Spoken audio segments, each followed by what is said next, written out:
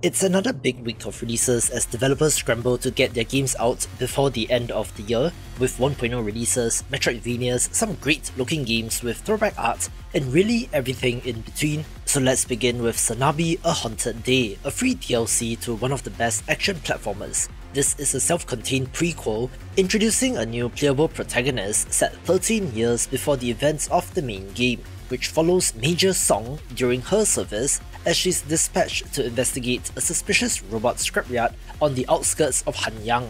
This character controls differently from the protagonist of the main game, focusing on double jumps, a burst mode to defend from attacks, and using airborne maneuvers to dominate with her signature shotgun, which is different to the grappling hook based mobility while still retaining the same characteristic speed and action.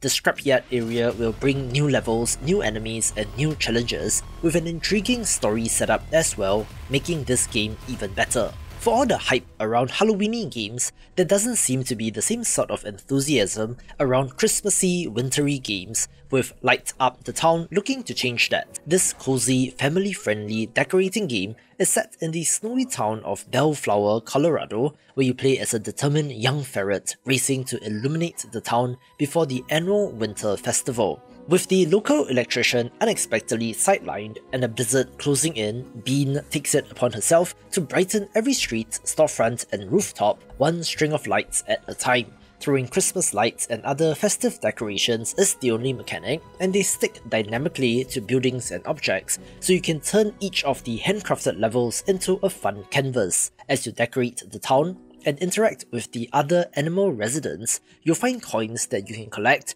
to unlock even more lights and decorations, being a very charming game with a low barrier to entry that anyone can play and have fun, and can be a cute Christmas gift. Time Snatcher Handy is a stylish, time-bending bullet hell roguelite starring Handy, a phantom cat thief who steals a mysterious artifact. After snatching a clock hand from the Time Museum, Handy gains the power to freeze time itself, and must now use this new power to make his escape. Gameplay revolves around the most important resource, which is time, where defeating enemies gives you time shards, but each action taken burns through the clock, and when that time meter hits 0, the game rewinds back to the moment Handy touched the clock hand, resetting the run. Freeze time at strategic moments to dodge the bullet hell patterns, reposition to attack, then resume time to continue playing, adding a fun risk-reward tension as you don't want to overuse this power. Create a build with different items collected during the run, combining synergies and unlocking new costumes that alter the gameplay, with time manipulation always being an interesting mechanic, so it definitely has my attention. Love indie games? Sign up to my newsletter to get a weekly dose of what's hot, along with some news and of course, weekly game giveaways, so if interested, link is in the description below.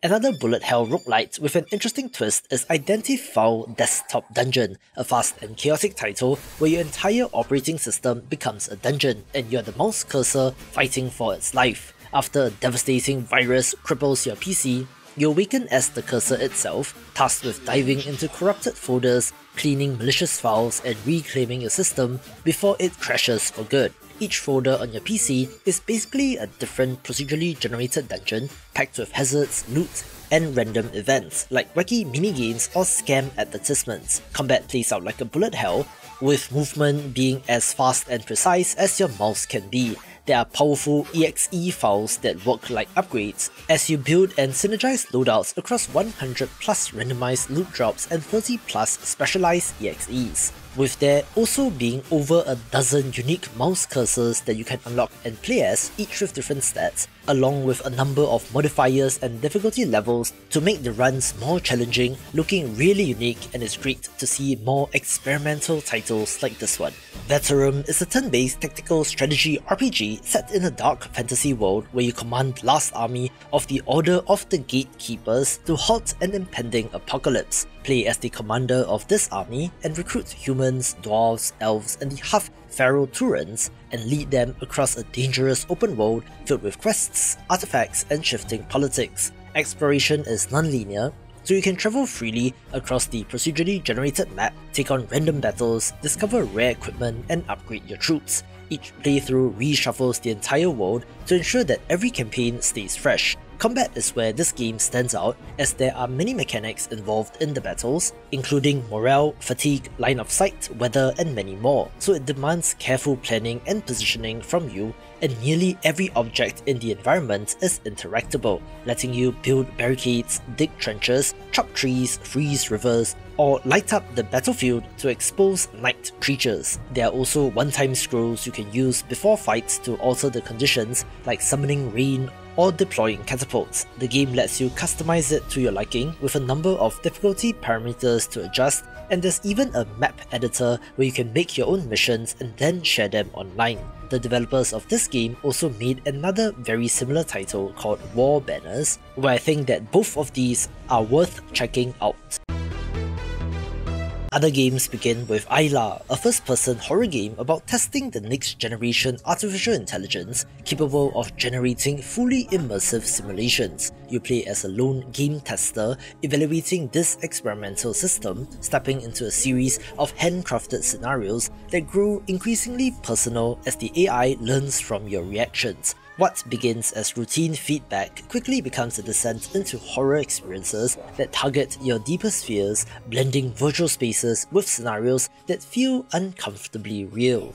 Each scenario explores a different branch of the genre, so you navigate survival horror segments where a ritualistic cult hunts you through a forest and abandoned structures, then shifts towards action horror, fighting medieval undead in visceral combat. Then there are also psychological horror scenarios where environments are oppressive spaces with disorienting puzzles. A.I.L.A, the villain AI, adapts to your actions and creates new sequences based on how you play, turning your own playstyle into material for the next nightmare.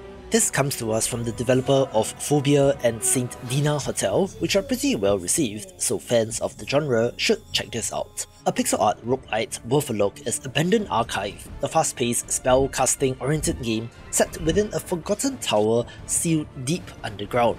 A strange sentient orb named Oblom, claiming to be an exile of scientific origin, becomes your partner and guides you through the tower while protecting you in exchange for your aid.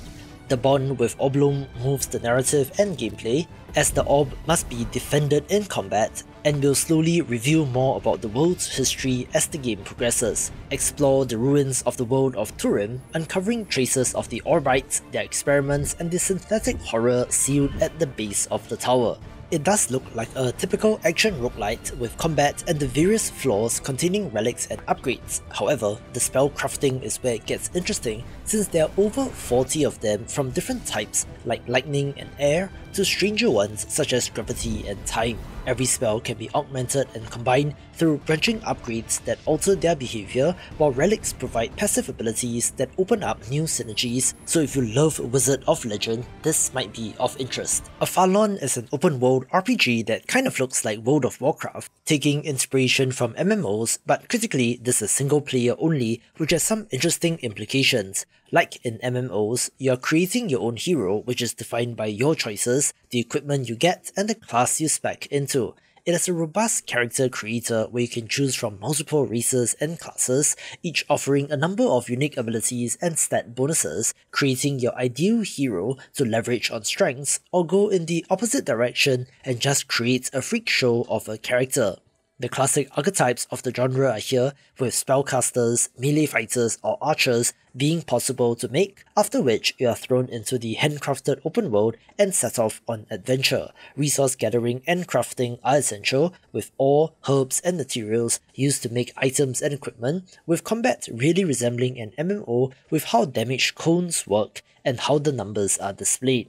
The game's world is dynamic, so your actions can make permanent changes to camps and towns, and stronger enemies show up as you level up. There are also themed dungeons with multi-boss encounters and challenge stones which act as shorter trials scattered throughout the world, with wave battles, platforming challenges, and even mini-boss arenas resembling Aaron Shaw from earlier this year and could be pretty neat. Apes Warfare is a colourful turn-based tactics game where apes wage war across grid-based battlefields with a focus on smart unit composition, terrain, and adaptive tactics. Choose and deploy a variety of monkey squads on each mission, all with distinct strengths, weaknesses, and special skills. You unlock more powerful troops by capturing labs mid-battle, adding a fun strategic layer of map control. Forests, jungles, mountains, and roads all affect the movement, visibility, and combat effectiveness of your troops, with weather changing up the battlefield, forcing you to rethink your strategy on the fly.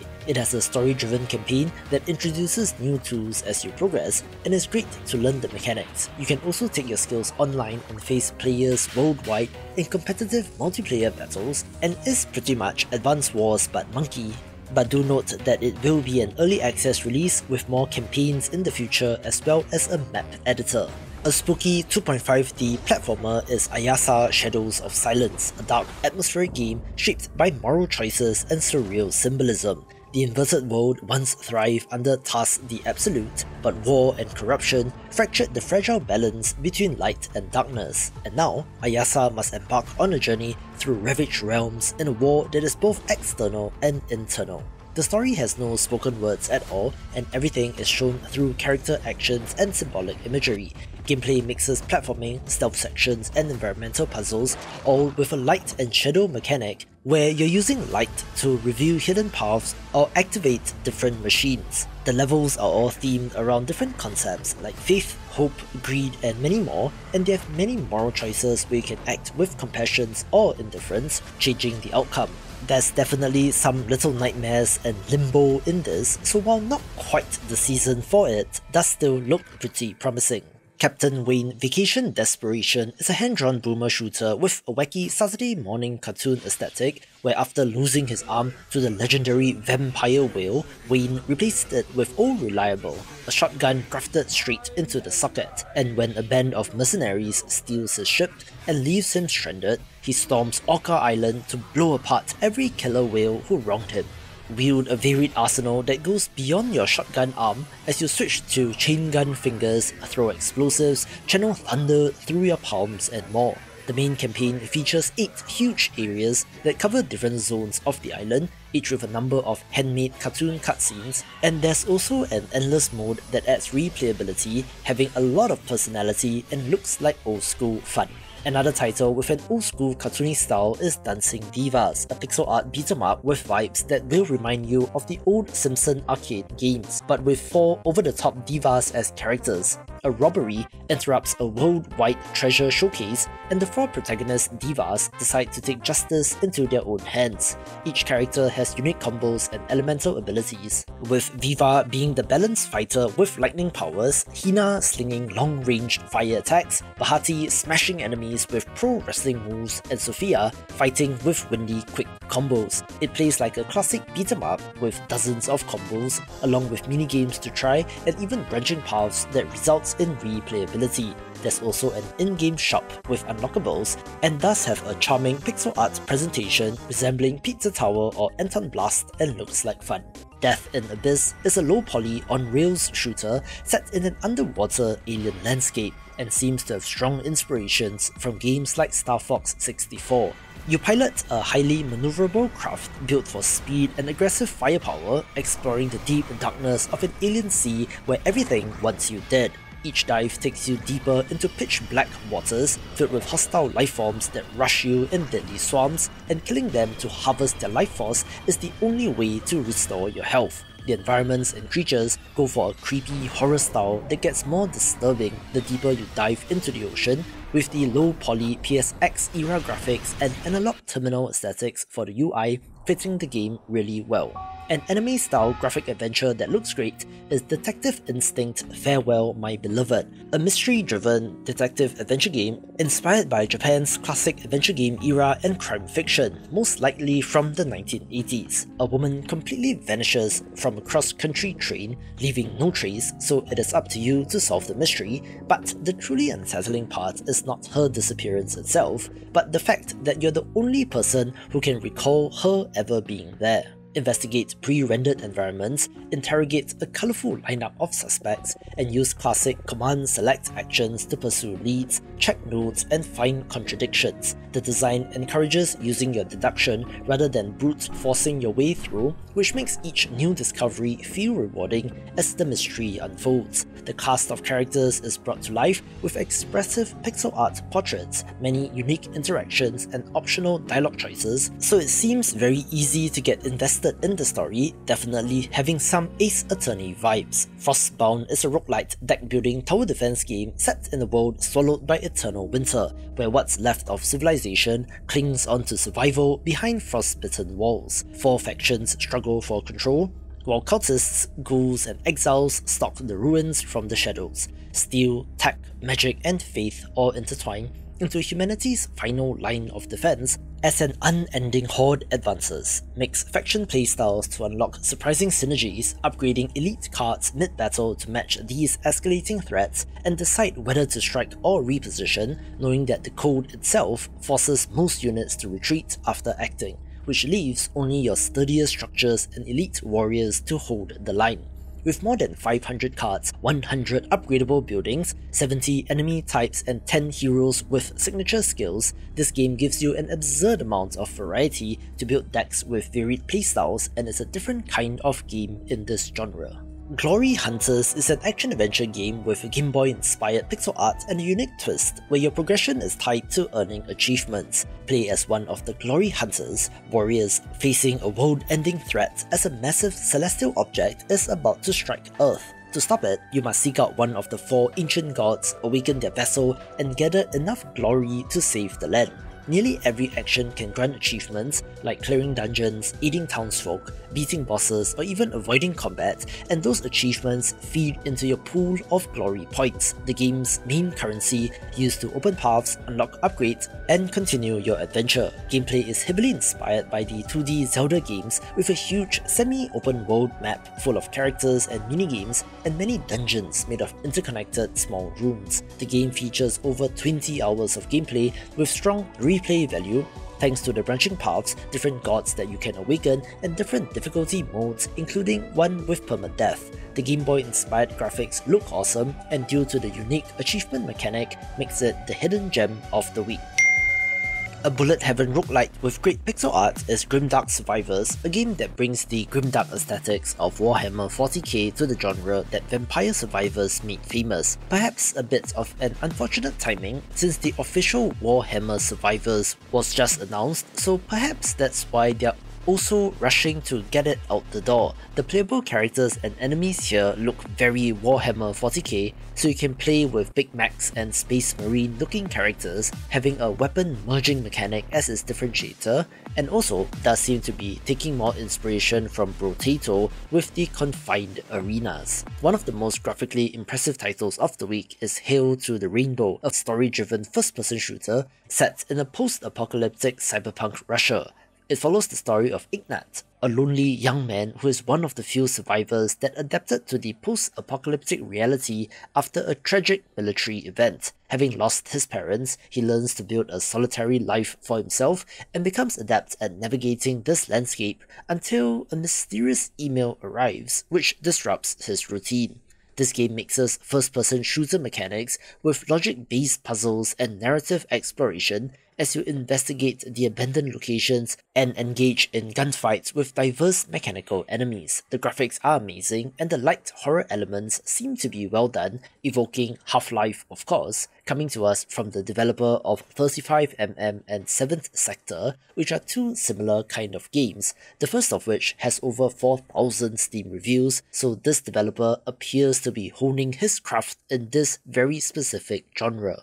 Hunter's Moon, a Sovereign Syndicate adventure, is a roguelite deck builder and spin-off of the CRPG Sovereign Syndicate, set in a plague-stricken Victorian steampunk world where corrupted beasts roam the streets and fog-covered forests. The game serves as a standalone prequel, expanding the universe with new locales, foes, and a 4-chapter structure filled with discoveries and branching objectives. Each run sends you deeper into the mystery of the Hunter's Moon, the outbreak that twists natural wildlife into monstrous creatures. With procedurally generated encounters and mission routes, no two investigations will be exactly the same. Between battles, you can interact with characters, unlock lore, and piece together clues about the plague's origins. Choose from 4 distinct agents, each representing a different class, like a brute focused on heavy attacks, a soldier that wields firearms, or an alchemist specialized in potions and explosives. Their abilities shape your starting deck, and you can craft and refine cards from hundreds of variations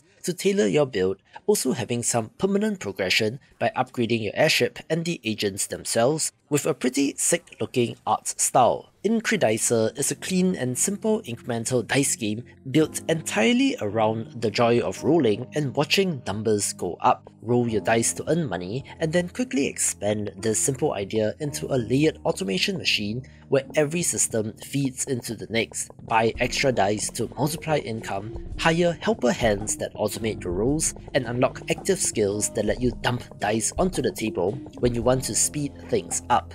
As your setup grows, you extract dark matter from the dice, a premium resource used on a skill tree packed with longer term upgrades, efficiency boosts, and dice enhancements that ramp up your power, resulting in even bigger numbers, which can be so satisfying. Isekat, crushed by a computer, my beloved kitten is transported to a fantasy world where its typing skills save the kingdom. It's an absurdly long title for a game, which is one way to get attention, where you play as a cat who gets isekai'd into a fantasy world as in anime tropes, and then immediately becomes the chosen hero because cats are naturally good with keyboards. In this quirky RPG, every action like attacking, blocking, or opening chests is tied to your words per minute. Dungeons are full of enemies that attack with unique word patterns, and similarly, traps demand fast reactions, and bosses from each kingdom cheat, all of which will test your typing speed and accuracy. Some fights need you to type with rhythm or timing to it instead of pure speed, so you do need to learn about attack patterns and actually look at the game. Outside of combat, you rebuild the Cat Kingdom by gathering catnip and rescuing citizens who return home to repopulate towns, unlocking new systems and mechanics, being a cute, weird title worth a look. Killer Chat Original Edition is a meta horror game where you roleplay as an aspiring writer pretending to be a murderer in order to infiltrate a secret chat room of killers. Get inspiration for your true crime book, flirt with your dangerous correspondence, and avoid calling the cops over the next 6 months or so as you try to complete your book. Your character is customizable, so you decide your name, gender, personality, clothing, and even what kind of serial killer persona you're pretending to be. You interact with 4 different serial killers, each with unique personalities and backgrounds, build relationships through text chats, voice messages, and even video calls, exchange deep conversations, and maybe even fall in love with them, with the short description on Steam ominously asking, what could possibly go wrong? The answer, I suspect, is very bad things, but the chat UI is interesting with a very disturbing premise and might just go viral for a certain subsector of the internet. The base game is free, but will have DLC, so if you enjoy darker themes, this will certainly be of interest.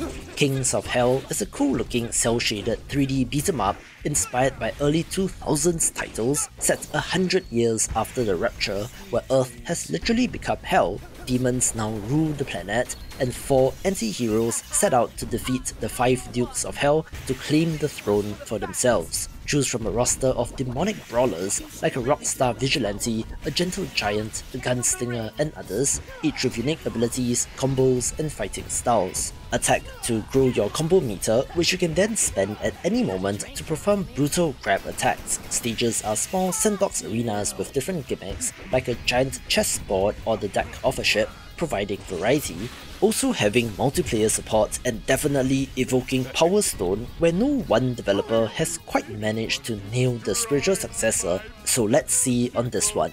The very popular Lost Ember from 2019 is getting a facelift with Lost Ember Rekindled Edition, a gorgeous animal shifting adventure game rebuilt from the ground up in Unreal Engine 5, offering the most visually impressive version of the game to date. If you're unfamiliar with this title, it is set in a world reclaimed by nature after the fall of mankind, and the game sends you on a 5-hour journey across vibrant biomes, ancient ruins, and the remnants of the Yanrana civilization, all experienced through the eyes of a wolf, accompanied by a faithful spirit companion. The core mechanic is the ability to possess any animal you encounter, letting you explore from radically different perspectives, soar across massive canyon valleys as a parrot, tumble through fields as a wombat, swim underwater as a fish, or climb cliffs as a mountain goat, with each form opening up new paths. The world itself has a large variety of vibrant landscapes like rainforests, deserts, lakes, and abandoned temples, and thanks to this new addition, they look prettier than ever. Owners of the original game will also receive this upgraded version for free, making it the perfect excuse to re-experience this title. Nano Neighbors is the latest bottom-of-screen idle game, but with a twist, since this has online connectivity where your tiny Android companion lives at the bottom of your desktop, growing, working, and hanging out even while you're busy, but there's a social layer as well, and you can visit your friends' nanos or invite them over to your capsule, also having plans for Discord integration to turn servers into interactive social hubs. Build and decorate a cozy futuristic home for your nano, filling it with furniture, gadgets, and upgrades that makes its space feel personal. Assign tasks like crafting, gathering, research, or special missions to earn rewards that you can reinvest into the customization of both your nano's appearance as well as its home. This is definitely a growing trend in 2025, so I wonder when it will die down, but the online connectivity does provide something different here. A real-time tactical hacking puzzler that looks interesting is NULLPTR, a game where you play as a hacker and every action reshapes the systems of the mega corporations you're infiltrating. With only a tight 20-second window per breach, you reroute connections, collect data, and manipulate the environment while adaptive defenses constantly react to your behavior. Each movement you make leaves a visible trace that you can erase by retracing your steps, so you have to manage your exposure as you navigate gates, firewalls, and evade sentinels. There are emergent gameplay moments as you discover loopholes, bend the rules, and abuse the defenses so that they work in your favor. And you'll have more than 125 handcrafted stages, and you can master each one with ghost runs where you must finish the stage undetected, having minimalist but very effective pixel art. Ragnar is a roguelite dungeon crawler releasing in early access, looking kind of like Hades but Norse mythology inspired, set in the 9 realms which you access through the branches of Yggdrasil as you stand against the hordes of Loki and try to seize his throne. Each expedition leads you through procedurally generated levels amongst the realms, with every realm having its own hazards, atmosphere, and unique traits. A system of permanent upgrades ensures that each run contributes to long-term progression, allowing steady growth across repeated attempts. Throughout the journey, you'll encounter familiar figures from Norse legend like Thor, Freya, and many others, and interactions with these characters advance the story, and each offers you unique blessings that last for the run, with synergies between blessings encouraging experimentation. So while it looks well made, I fear that this subgenre is a little too overcrowded, so that this might not stand out. A roguelite strategy game with some interesting mechanics is Red Rogue Sea, where you command a pirate ship playing as its captain and crew, navigating a dangerous, ever-shifting archipelago. What makes this game stand out is that it mixes deck-building cards with ship management mechanics, since you pick a unique captain and ship to use for the run, then sail across procedurally generated islands filled with encounters, events, and choices, so each playthrough brings you new discoveries and threats as you interact with adventurers, criminals, fortune seekers, and ordinary folk. Combat combines tactical deck building with ship and crew management, with a customizable deck of upgradable cards that dictate the actions your crew can perform. Your deck can be focused on aggression, resilience, or adaptability, depending on the situation, looking like FTL cross Slay the Spire, and certainly has potential. Repel the Rifts is a roguelite tower defense game releasing in early access, set on an alien world where a mining expedition has spiraled into disaster. Play as a commander tasked with protecting what remains of the operation from relentless waves of creatures that emerge from interdimensional rifts. Each round challenges your defenses to withstand these monsters during the entire night, and after surviving these assaults, you can push deeper into uncharted terrain, revealing new map tiles that shape the tactical layout of your defenses. Certain tower types benefit more from specific geographic positions, so there's a layer of strategy as to how you build, with various upgrades for your towers that either directly enhance them or unlock new effects which can synergize. Commander selection brings further variety, as each begins with 3 unique starting towers, passive traits, and a unique ability that defines their overall playstyle, so learning the strengths and limitations of each commander is critical for both early survival and long-term defensive planning. If you manage to survive 25 nights, you unlock an endless mode that will test your mastery of this game with a great pixel art look as well. A great looking survival roguelite FPS is Slyders, a game that mixes high mobility shooter combat with chaotic bullet hell action. Set across the floating islands of Sky World, it follows Eric's, a fox freedom fighter riding a supersonic battle turtle, and partnered with Brian, a wise jetpack bear, with the goal of dismantling the demon army corrupting the realm and helping the scattered resistance reclaim each island from the overlord's influence. Gameplay centers on rapid movement, overwhelming firepower, and swarms of enemies, essentially being Vampire Survivors but FPS, which might be interesting. You can also deploy turrets, which is different, as well as summon allies like Bernard the Elephant Warrior or Sandy the Sandworm, and while it's not the first game to try first-person Vampire Survivors, this does look pretty well made, with perhaps a dose of mega bonk, and should be fun. After 3+ years in early access, we also have the 1.0 release of The Use of Life, an adventure book style JRPG where every choice shapes the main character's attachments and world view. It is a Japanese title, so some things might be lost in translation, where the choices you make lead to its multiple endings, but crucially doesn't really have any moral implications of good or bad endings per se. Our protagonist's motivations shifts with your decisions, expressed through changing flames that represents his thoughts or convictions. Events unfold as interactive passages, sometimes influenced by dice rolls like a tabletop RPG or JRPG style turn-based combat, but with quick-time events. Each turn, both you and the enemy select 3 actions, then alternate executing them, forcing you to anticipate incoming attacks and time your own for maximum effect. Besides leveling up and gaining stats, you can also change between different classes like fighter,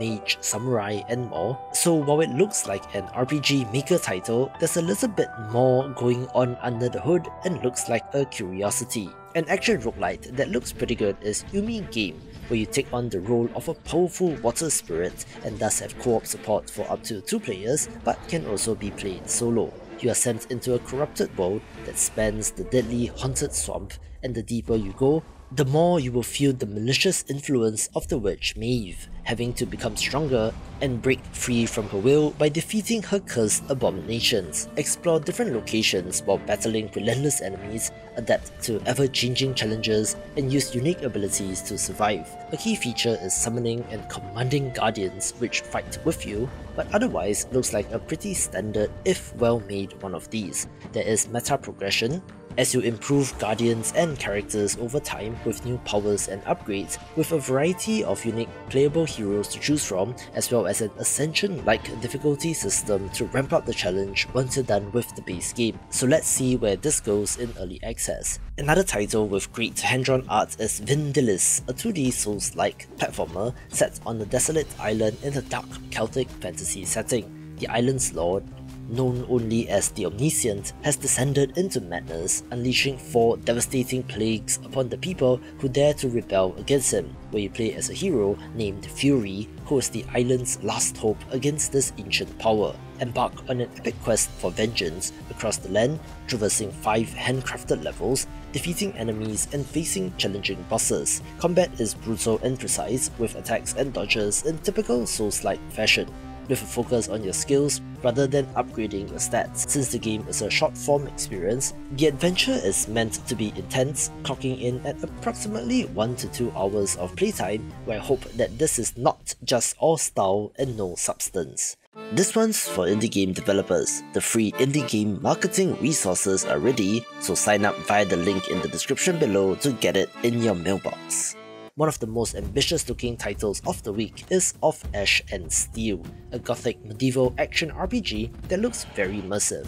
It is a single-player, open-world experience that puts you in the harsh, unforgiving realm of the Kingdom of the Seven. Step into the shoes of a man named Tristan who is destined to become much more, starting off as a relative nobody as he makes his way in the world, survive, gain strength, and forge alliances, eventually gaining the power to shape the fate of the entire world. But start small and make your way there. This world has no marker system, so curiosity must be your guide as you explore, stumbling upon towns and villages, taking on quests that take you off the beaten path, and interact with a cast of interesting characters. Combat features 3 distinct battle stances and a stamina bar that you must manage while you time your attacks and parries, with the choice of weapon greatly affecting how your character controls. You can also master different professions like fishing, hunting, and blacksmithing, along with 2 major factions to join, each with their own rewards and decisions that affect the world around you. The game promises a large main story and seems to be somewhere in the realm of Kingdom Come Deliverance. As of recording, it is supposed to be out, but apparently is facing technical difficulties with launch, but is still supposed to release this week, so keep an eye on it.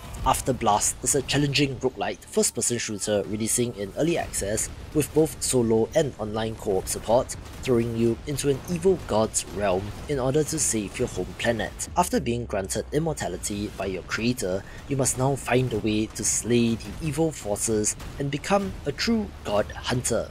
Defeat hordes of monsters across various dungeons and open maps in fast-paced shooter action while constantly searching for magic chests that gives you different upgrades, perks, items, and weapons to craft your build.